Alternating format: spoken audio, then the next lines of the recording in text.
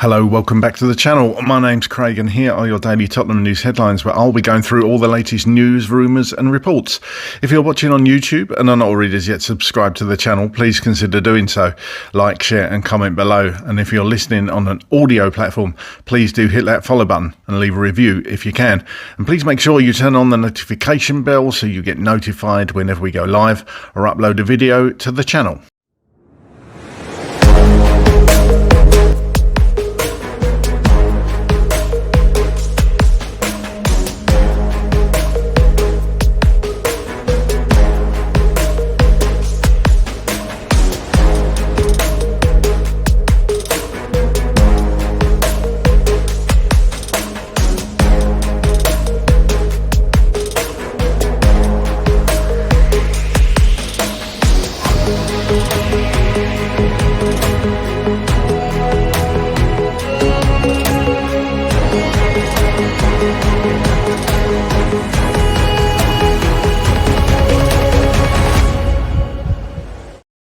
Okay, let's get into it.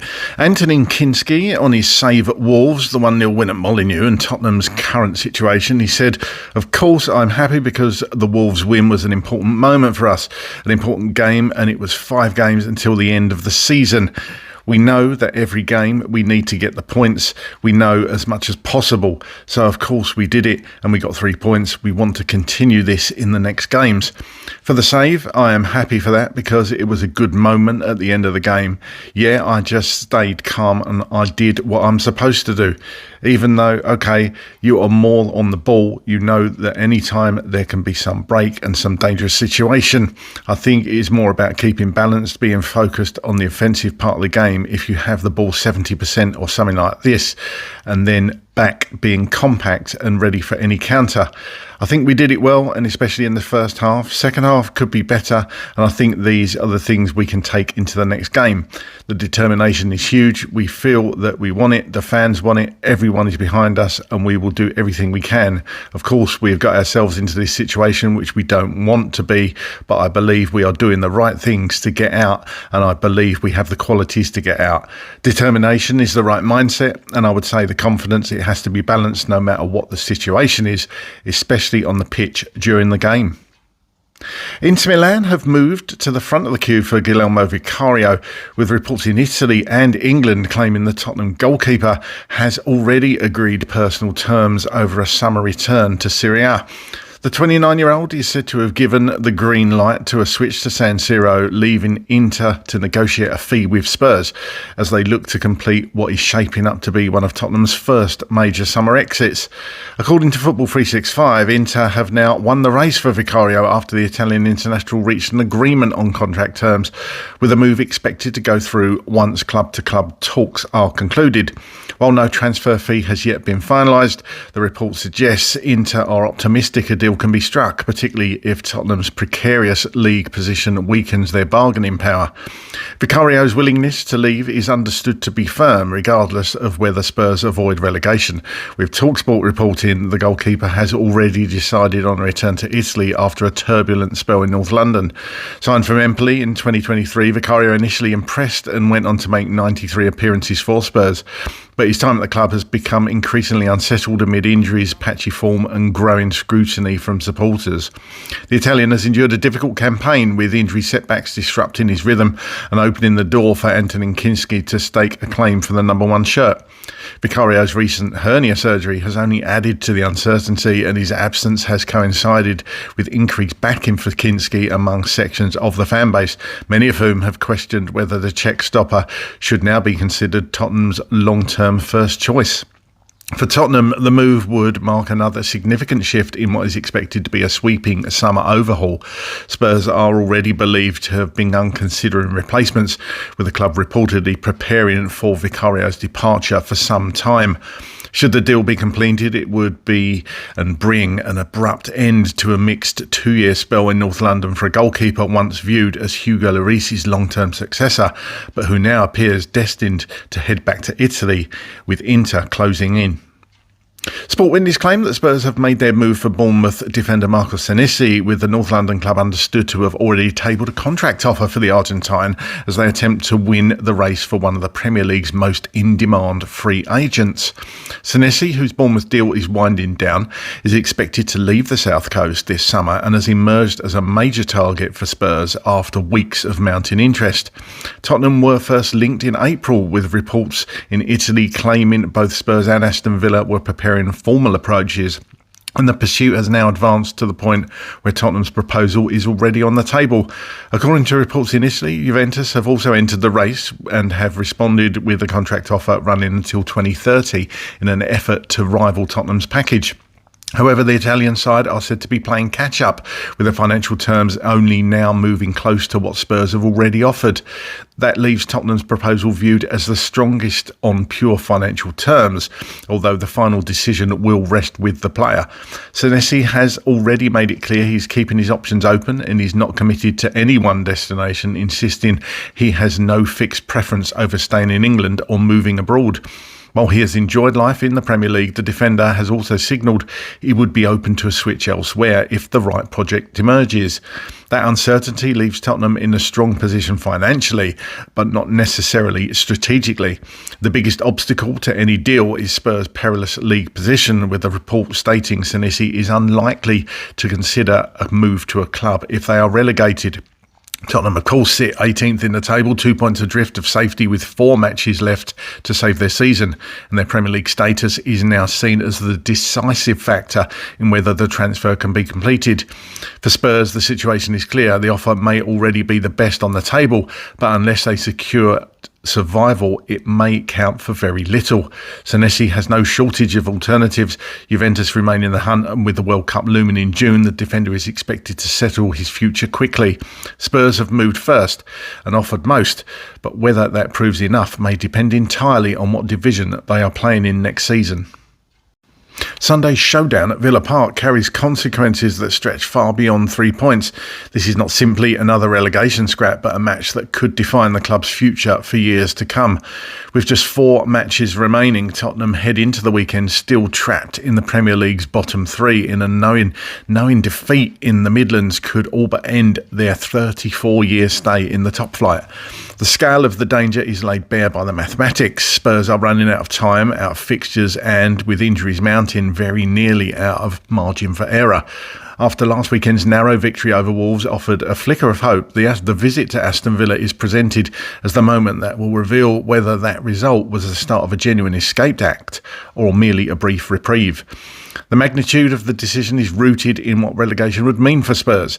This is no longer just a battle to salvage a disastrous season, but a fight to preserve the club's entire trajectory. Dropping into the Championship would be financially ruinous, damaging Spurs' commercial standing, recruitment power and ability to retain top-level talent. It would also represent a humiliation on a historic scale for one of England's supposed elite clubs, undoing decades of progress and dragging Spurs into a crisis far deeper than a single bad campaign. There is also the wider context of the club's decline. Spurs have spent years positioning themselves as a modern super club armed with one of Europe's finest stadiums and the commercial muscle to compete among the game's elite.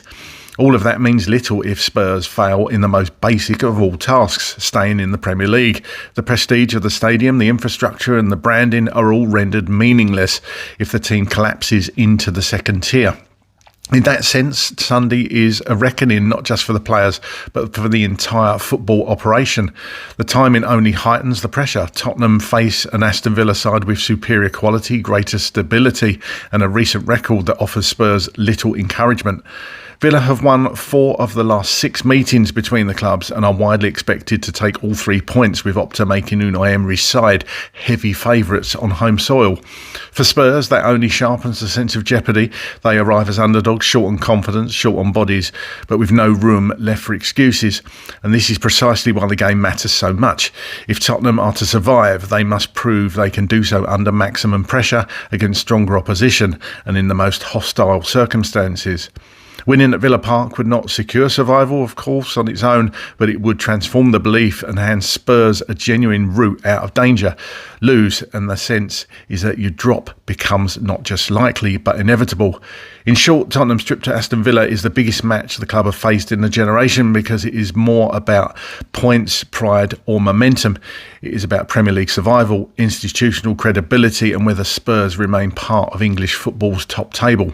For a club that has spent decades chasing relevance at the top end of the table and at the top end of the game, Sunday now stands as a fight to avoid irrelevance altogether. Okay, here's my thoughts on all those stories today. Firstly, the Kinsky quotes. I'm really pleased for Anthony Kinsky, and I can totally see why sections of the fan base want to keep Kinsky in between the sticks for the rest of the season. I think he's probably earned it over the last few games, the way he's came back from that devastating blow, obviously, in the Champions League. He's looked calm, he's looked assured. You can't actually say any of the goals we've conceded were his fault either. A really good display at Wolves, keeping on his toes. That last-minute save obviously ensured us of the win. With Vicario going out the door, it could be argued, and I would actually argue, that Kinsky probably deserves to stay in between the sticks for the rest of the season. Probably won't be the case. I'd imagine Vicario does come back in, but I think Kinsky certainly earned that right. But let's see how we go with that. Let's see how Roberto De Zerbi, does he see his fellow countrymen as still Spurs number one, and should he come back in for the 4 remaining games? Is he going to be fit this weekend? We just don't know. Might find out a bit later in his press conference, but Kinsky certainly able deputy for Vicario, and the mental fortitude to come back from what he suffered, simply outstanding from Kinsky, and that on its own, he deserves a place in the team. And on that Vicario exit, it looks like Guillermo Vicario is going to be exiting Tottenham in the summer. Probably hasn't quite worked out for Vicario. Again, sections of the fan base just don't think he's good enough. Brilliant shot stopper on his day, incredible reflexes, but other parts of his game just haven't improved enough. And he can flap at times, and he does probably make defenders quite nervous at times with the ball at his feet. We've seen some pretty high-profile errors from Vicario over his time at Spurs. So it's probably about time to move on. There's rumours that we could be going for another goalkeeper, or could it be Kinsky keeping the number 1 shirt for next season should Vicario exit? But I think it's probably about time for Vicario to go. As I say, it hasn't worked out completely for him. He obviously leaves as a Europa League winner for Spurs, so wish him well. But I think, could Kinsky be our number 1 next season? It's possible. It is possible, but the club will definitely look to bring in another goalkeeper either way. But you need 2 decent goalkeepers at this level. Of course you do. It's just keeping them both happy, isn't it? But it is a funny position. Sometimes you get goalkeepers that are quite happy to sit on the bench and be a number 2. So let's see how that goes. The Senesi bid, obviously this is dependent purely, and as with a lot of transfers that are going to be rumoured over the next few weeks, it's purely down to if Spurs stay in the Premier League, whether a lot of these players are going to come to us. It's harsh but true, and I totally get it and I totally understand it, and that's why it's just as important for Spurs to stay in the Premier League if we want to compete and we want to sign the best players, and if we're going to go big if we stay in the Premier League, as Zanik have said. Then we've got to stay in the Premier League to get these players. It's as simple as that. So a lot of this is up in the air. There'll be a lot of reports, there'll be a lot of stories, a lot of rumours, but we just won't know until we know what our fate is. And leading on from that, it all starts at Villa Park at the weekend. Again, it starts over again. It's 4 cup finals, isn't it? Villa obviously lost in Europe to Forest last night. So is that a good thing or a bad thing? Are Villa on a downward trend now because their results haven't been brilliant over the last few weeks? Performances haven't been brilliant. Or, I mean, are they going to rest players for Sunday's game? Who knows? Who knows?